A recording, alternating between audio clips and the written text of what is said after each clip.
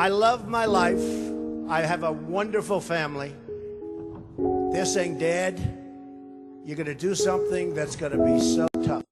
Ladies and gentlemen, I am officially running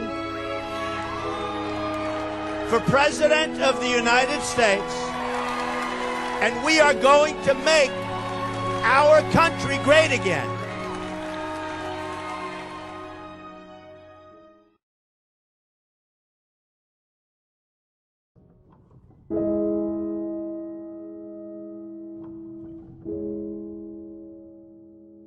Would you like to be the President of the United States? I really don't believe I would run it, but I would like to see somebody as the President who could do the job, and there are very capable people in this country. Why wouldn't you dedicate yourself to public service? Because I think it's a very mean life.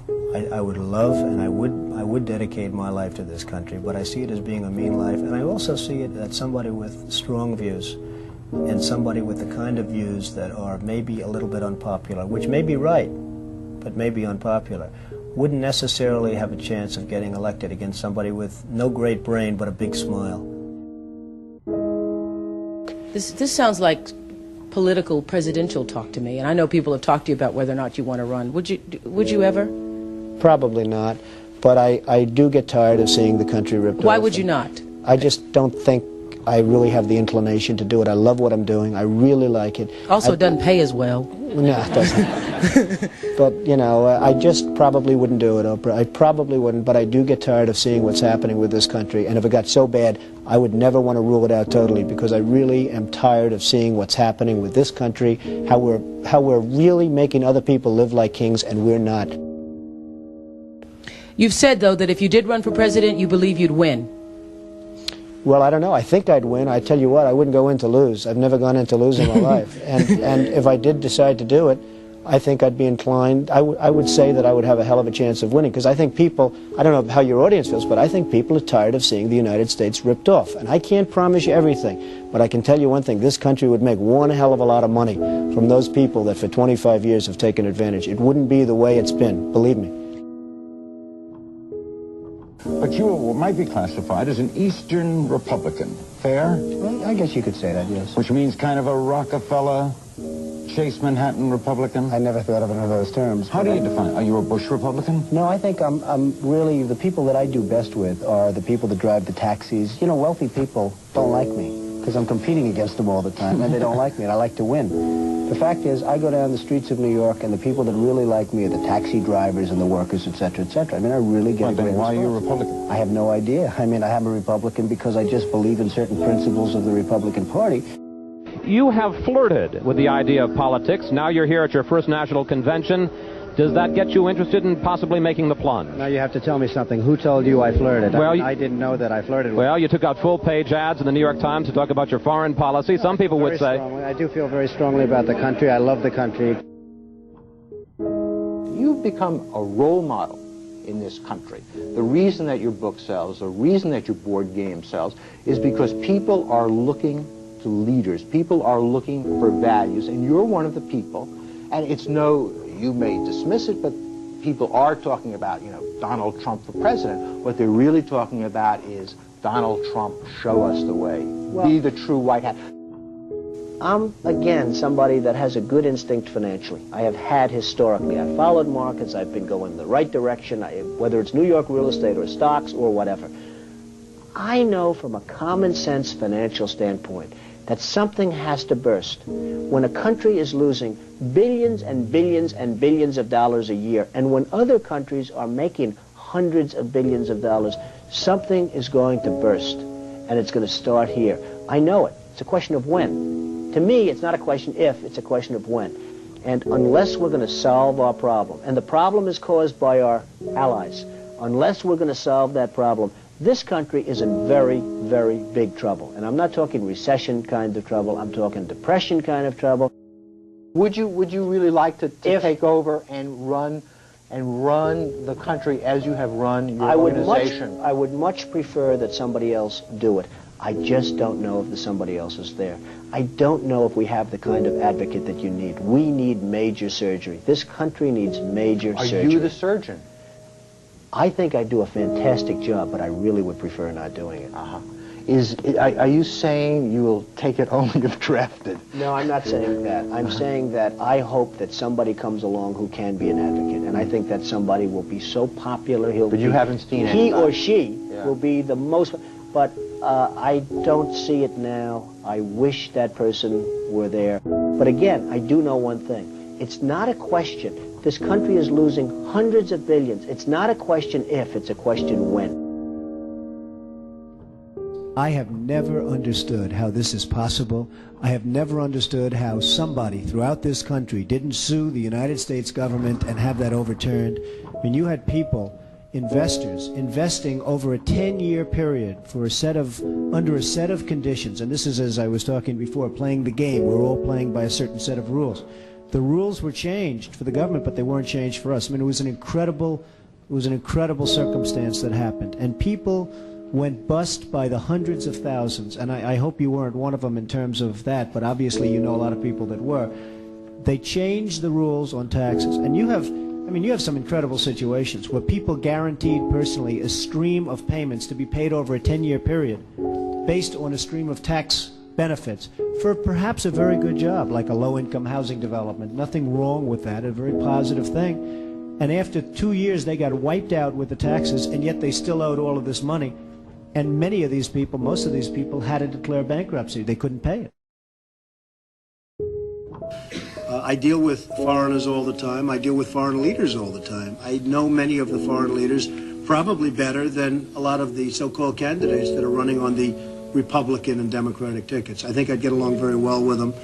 And I think you'd have a lot less gridlock in Washington if I decide to do this and if I won. You know, nobody talks about the soldiers that are coming back with no arms and no legs. And I saw at Mar-a-Lago on Mondays, I make Mar-a-Lago my club that you know about. In Palm Beach. I make that twice now. On a Monday, I let returning Iraqi injured soldiers come to the premises. The most beautiful people I've ever seen, but they're missing arms and legs. They're with their wives, sometimes they're with their girlfriends, and the tears are coming down the faces of these people.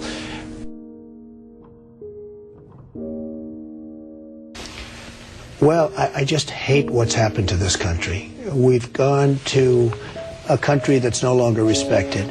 We're in a war that we should have never, and by the way, I'm worse than any hawk there is in terms of military and in terms of defending ourselves. But Saddam Hussein didn't knock down the World Trade Center. He had nothing to do with it. And there were no weapons of mass destruction.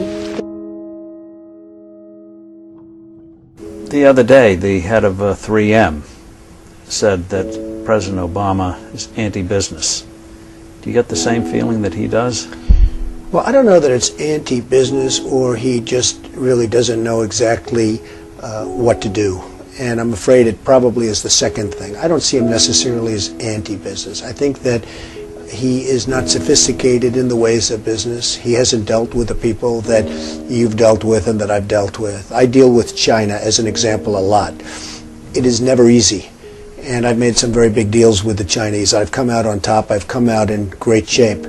I sell apartments to Chinese people. I get along great with them. It's not like, you know, anti-China. I just think it's ridiculous that we allow them to do what they're doing to this country with the manipulation of the currency that you write about and understand, and all of the other things that they do. And frankly, if I were them and if I could get away with it, I'd take my hat off to them, frankly. They do get away with it.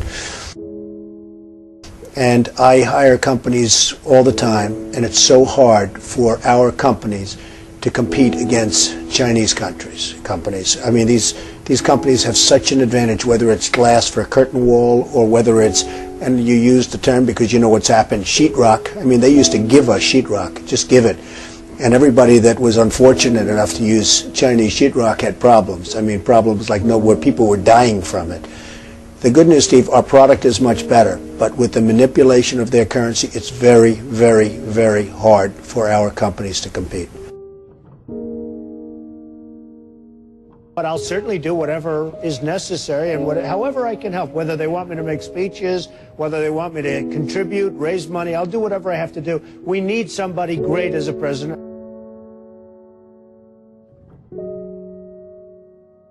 I know that you were mentioning that Aaron and I did a kind of an interesting video not that long ago in August about how things have fallen apart. But at that point, the only people who were saying it were us and you. I was saying it. I was saying it a long time ago. And frankly, they're talking about 50 basis points. I think you should drop it a point, a full, solid 100 basis points, and just sit back and see. And I was actually looking at somebody, a gentleman from Goldman Sachs was saying 175. Right. So that's going to be interesting. But I think that's ultimately going to be happy. And it would be nice if Ben could get now ahead of the curve instead of always being behind the curve. He's behind the curve. Say what you want about Alan Greenspan. He was always slightly ahead of the curve. Right. And that was always brilliant. And he had this incredible reputation. I think Ben has to get a little bit ahead of the curve. He has to do something dramatic. And I really think what he should do is surprise the hell out of everyone and do it 100, and let's see what happens. That would be big. Any politician, do you think, has the pulse? Anyone running for president has the pulse of what you know about the economy? Well, the biggest problem is something I never hear about. I told you about it once. Every time they lower interest rates, the cartel, because I call it a cartel, right, the illegal monopoly, raises oil prices, okay? So the monopoly, because that's all it is, it's a total illegal monopoly. If businesses ever formed OPEC, everybody would be put in jail. Here they are, and every time a country hits oil, they're invited in to the cartel, okay? It's a disgrace. So what happens is every time interest rates go down, oil prices go up, and it's the same number. I mean, practically the same money. So they lower it, they raise it, they lower it, they raise it. Now you have oil that's close to 100, going to be over 100, and nobody in this country calls and says, get that damn oil price down. You get it down.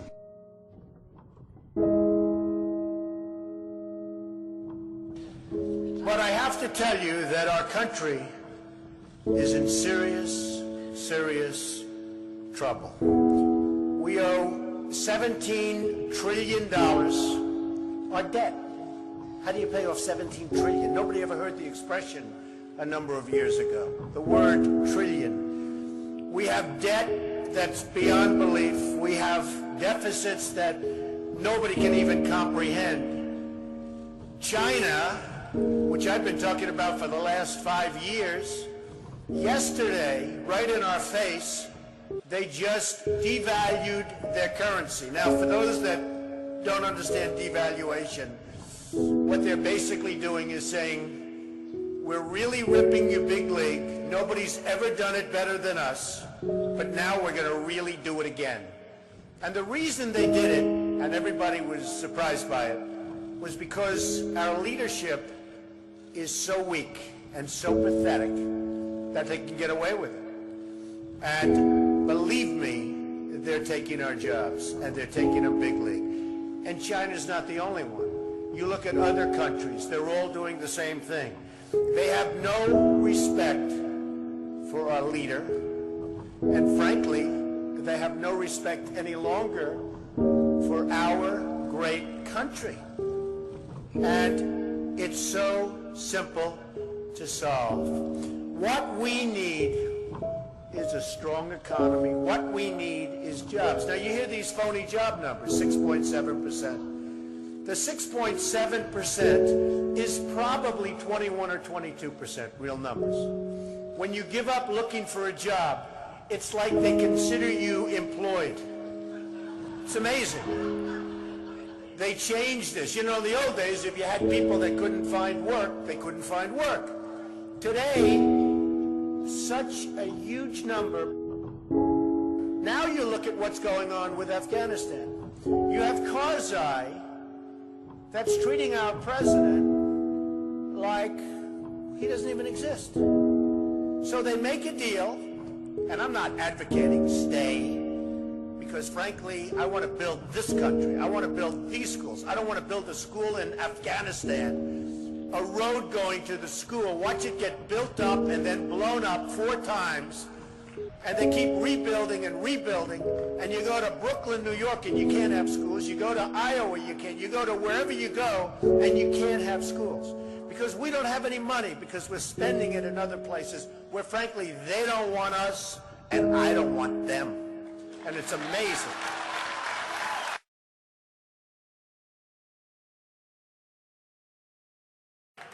Our country is in serious trouble. We don't have victories anymore. We used to have victories, but we don't have them. When was the last time anybody saw us beating, let's say, China in a trade deal? They kill us. I beat China all the time. All the time. When did we beat Japan at anything? They send their cars over by the millions. And what do? When was the last time you saw a Chevrolet in Tokyo? It doesn't exist, folks. They beat us all the time. When do we beat Mexico at the border? They're laughing at us, at our stupidity. And now they're beating us economically. They are not our friend, believe me. But they're killing us economically. The U.S. has become a dumping ground for everybody else's problems. Thank you.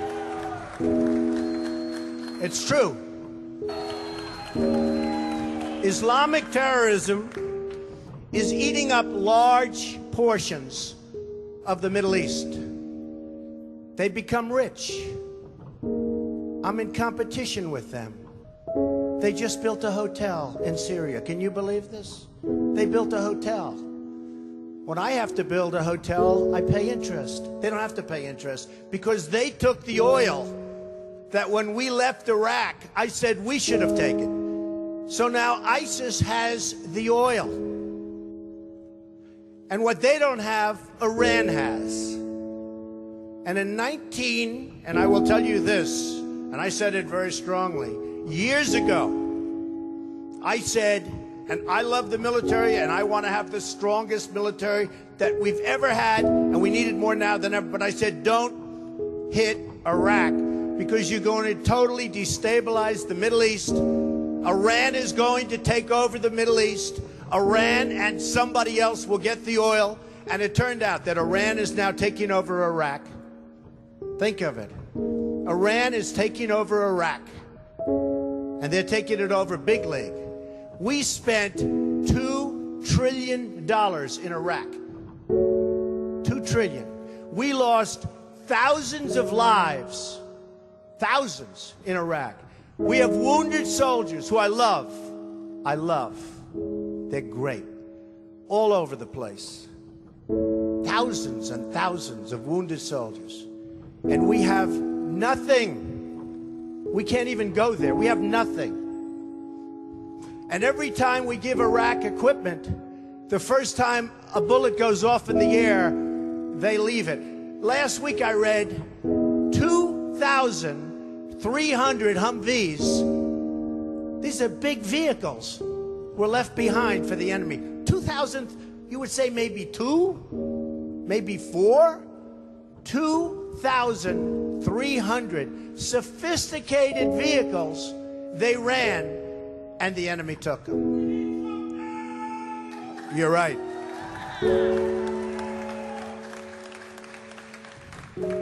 Last quarter, it was just announced, our gross domestic product, a sign of strength, right? But not for us. It was below zero. Who ever heard of this?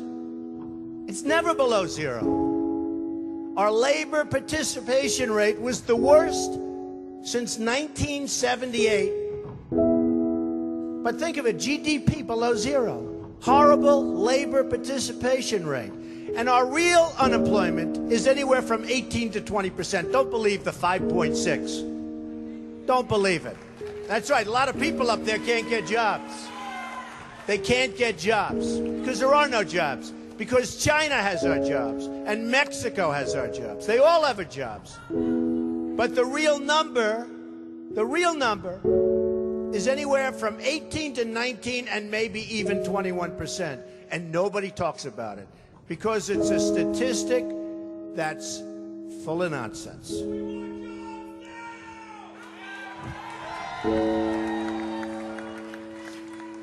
Our enemies are getting stronger and stronger by the day, and we as a country are getting weaker. Even our nuclear arsenal doesn't work. It came out recently.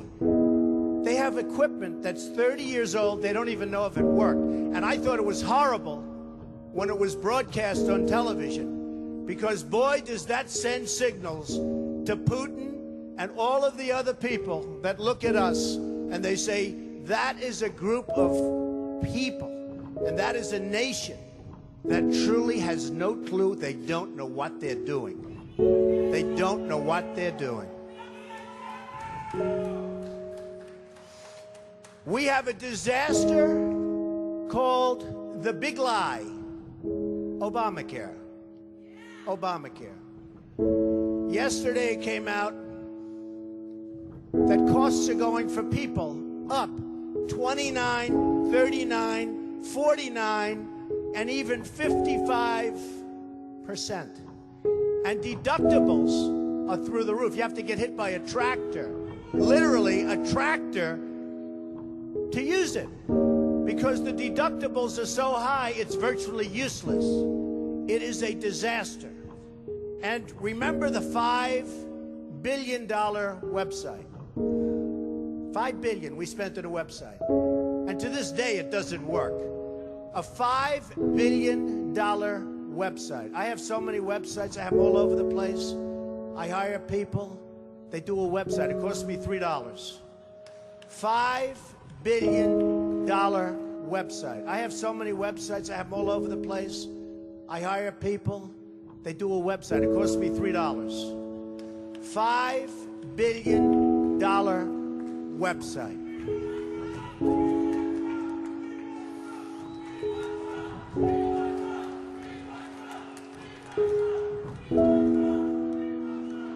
Well, you need somebody, because politicians are all talk, no action. Nothing's going to get done. They will not bring us, believe me, to the promised land.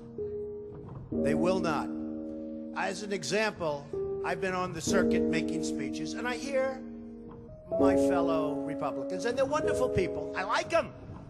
They all want me to support them. They don't know how to bring it about. They come up to my office. I'm meeting with 3 of them in the next week, and they don't know. Are you running? Are you not running? Could we have your support? What do we do? How do we do it? I like them. And I hear their speeches, and they don't talk jobs, and they don't talk China. When was the last time you heard China's killing us? They're devaluing their currency to a level that you wouldn't believe. It makes it impossible for our companies to compete. Impossible. They're killing us. But you don't hear that from anybody else. You don't hear it from anybody else. And I watch the speeches. Thank you. I watch the speeches of these people, and they say, the sun will rise, the moon will set, all sorts of wonderful things will happen. And people are saying, what's going on? I just want a job. Just get me a job. I don't need the rhetoric. I want a job.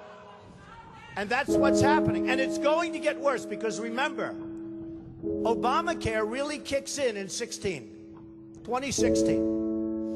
Really big league.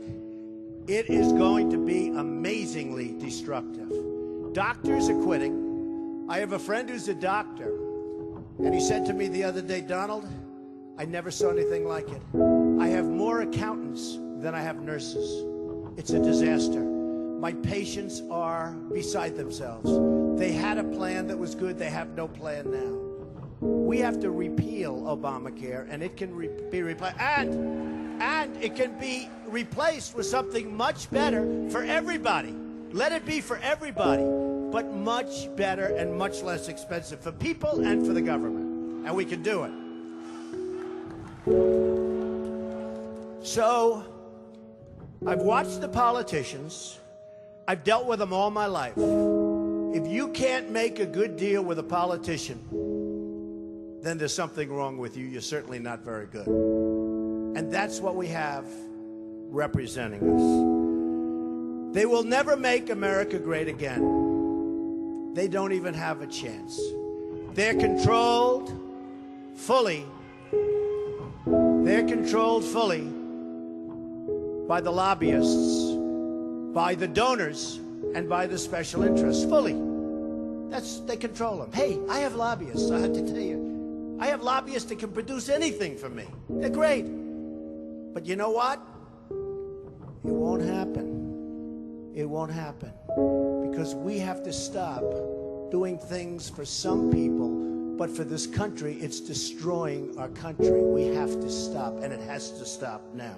Now, our country needs a truly great leader. And we need a truly great leader now. We need a leader that wrote The Art of the Deal.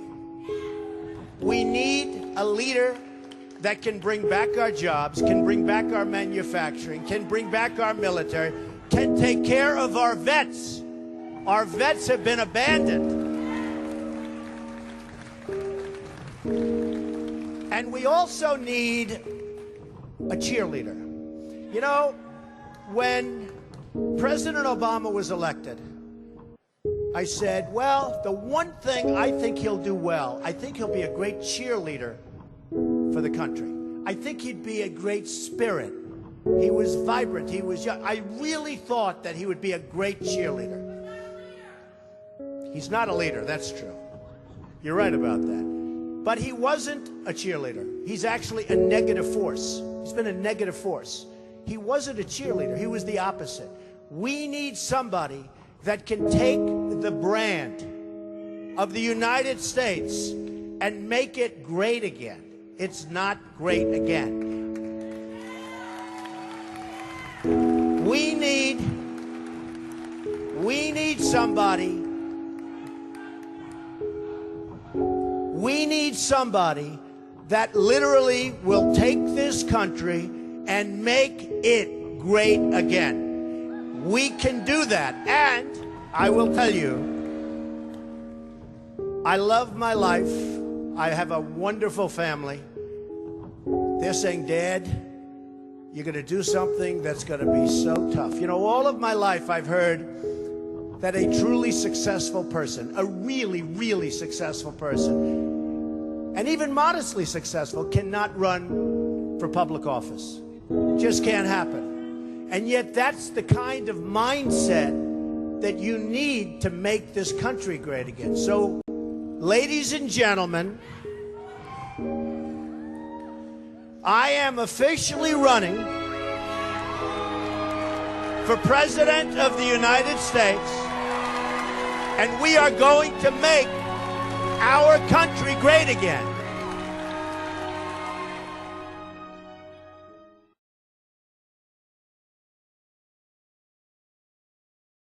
Our movement is about replacing a failed and corrupt political establishment with a new government controlled by you, the American people. The establishment has trillions of dollars at stake in this election. For those who control the levers of power in Washington, and for the global special interest, they partner with these people that don't have your good in mind. The political establishment that is trying to stop us is the same group responsible for our disastrous trade deals, massive illegal immigration, and economic and foreign policies that have bled our country dry.